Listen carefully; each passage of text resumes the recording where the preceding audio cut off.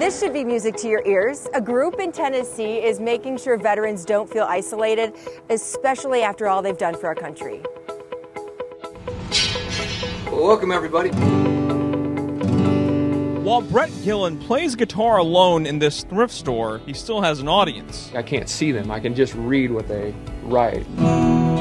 It's weird at first because you're just sitting here kind of talking to yourself. He's live streaming guitar lessons to veterans. Just like sitting in class. With Creative Vets, a nonprofit helping veterans heal through art and music. I was just so afraid that with this pandemic that veteran suicide is just going to go through the roof. Co-founder Richard Casper served in the Marine Corps. A lot of veterans are just forced to stay at home, which are starting to bring up those old triggers. In a partnership with Operation Stand Down Tennessee, he set up the streaming audio as a way to visit veterans like Domingo Rodriguez in Dallas. It's all about teamwork. You're never really alone. You never really, there's always someone that's there for you.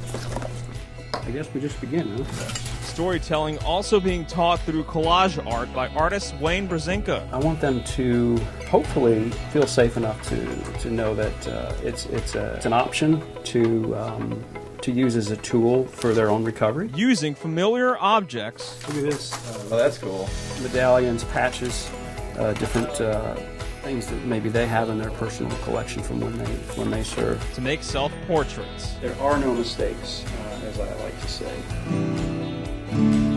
As the nation stays home, there are some making sure those who served aren't left behind. It was great to hear that a lot of our vets aren't going to be alone. Well, thank y'all for tuning in.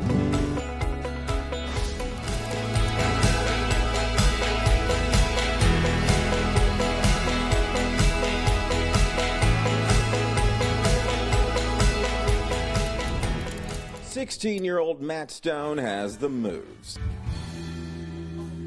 the charisma, the vocal range, natural entertainer, and the resume. He's been to Nashville, Memphis, California, Pennsylvania, Georgia. Yeah, on America's Got Talent. Yes, prior to the governor's stay-at-home order, this teen was on the grind, performing 3 to 4 times a week. We did have a show booked in Canada. That got canceled.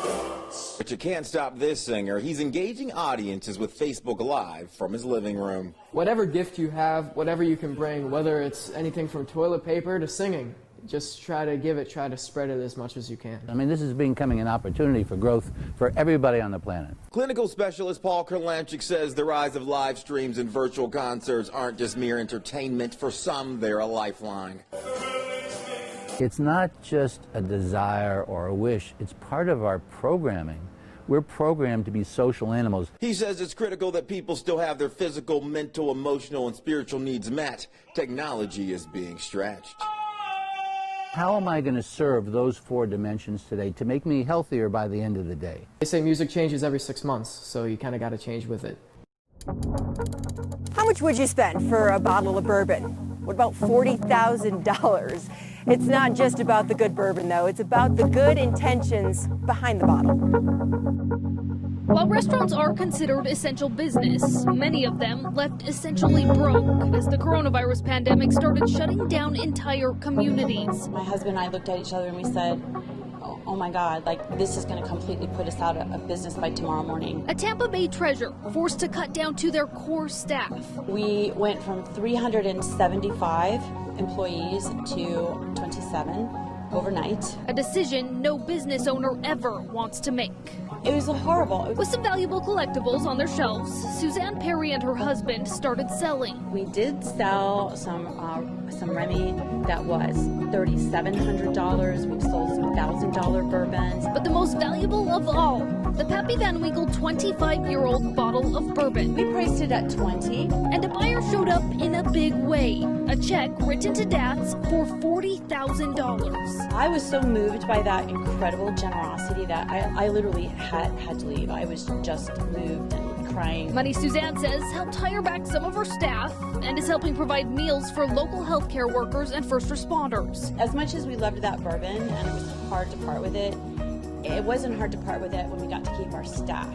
The buyer's only request that they remain anonymous.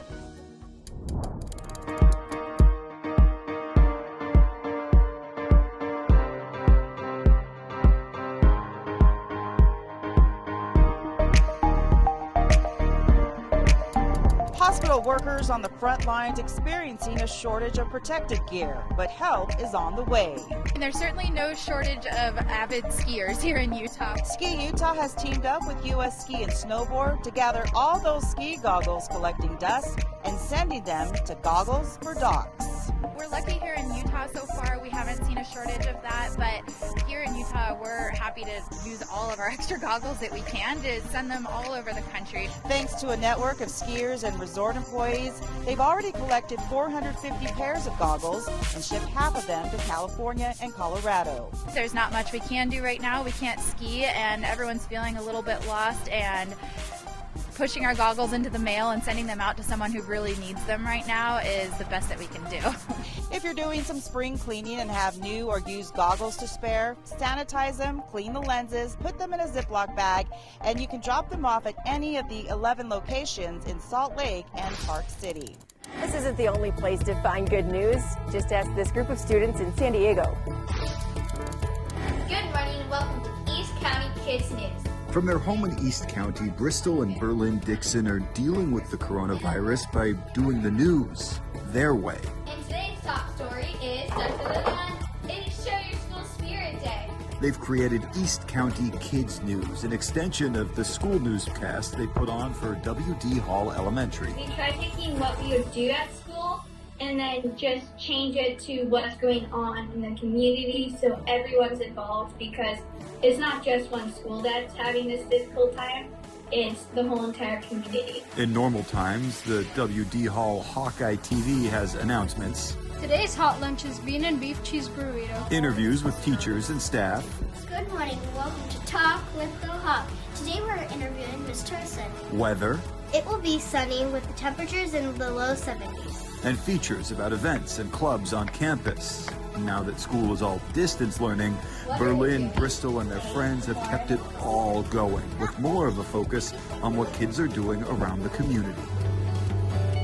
Their initiative makes their teacher proud. The level of creativity, and it just goes back to why I love teaching, because you give them something and you don't confine them to this box. You give them the skill base and they take it so much further. It's just amazing. And their message comes through their newscast. Stay positive, keep doing what you love, safely.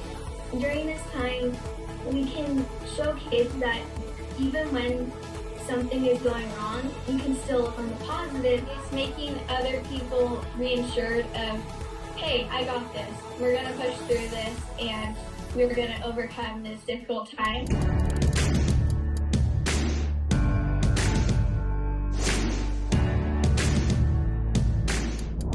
Milwaukee native Mauricio Ramirez is known for creating murals here and across America. The coronavirus pandemic putting much of his work on hold, too.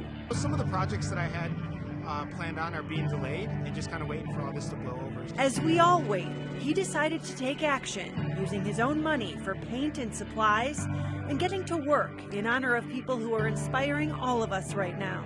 I want them to, feel a sense of positivity, during all this. His newest mural at 6th and Lincoln, across from the Basilica of St. Josephat, is an ode to healthcare workers.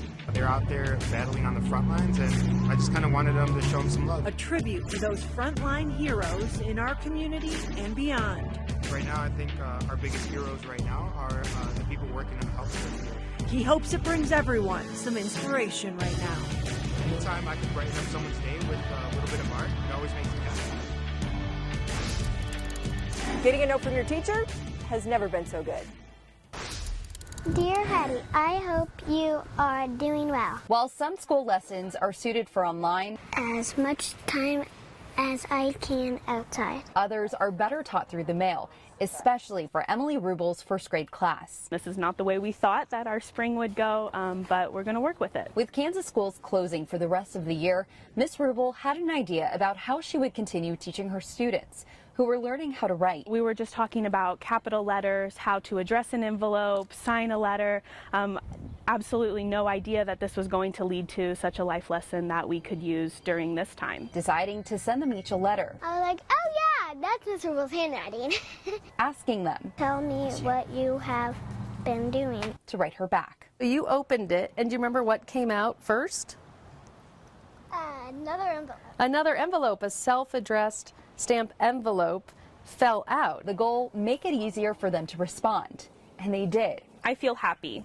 I'm having fun. Hattie has already sent 2 letters. Her level of care and concern for the students and the families has just always been there from day one. So even though we weren't expecting it, it doesn't surprise me that, you know, she of all people did this. A simple gesture. I just hope that they feel the joy that I know I feel when I get a letter, and that they understand that it's pretty simple and easy to give that joy to somebody else. Filled with smiles and lessons too. Of course, I would love to see those commas and capital letters in the letters that I'm getting back, but that's not the important part right now. I want them to know that I love them and I care about them, and that I'm still thinking about them. Do you have any questions? Love, Miss Rubel.